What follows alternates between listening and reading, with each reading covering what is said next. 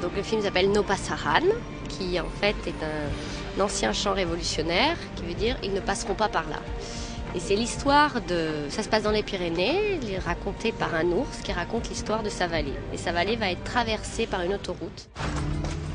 C'est quoi cette route qui va dévaster la propriété de Maxence? Mais le progrès, mon cher Bouzig, le progrès. La route va venir comme ça. Et elle est par là-bas. Quoi, dans le mur?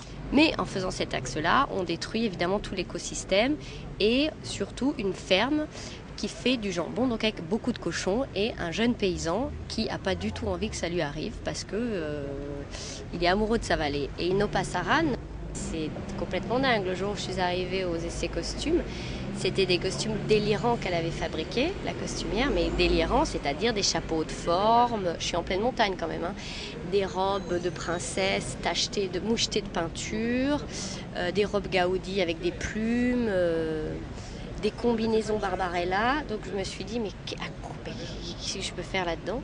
Et je me suis dit, bah voilà, cette fille, elle se met elle-même en scène.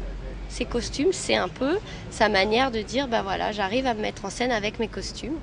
Donc c'était pas étonnant qu'elle se retrouve dans une ferme à peindre des cochons, habillée évidemment toujours en robe. Elle se choisissait une tenue pour chaque peinture presque.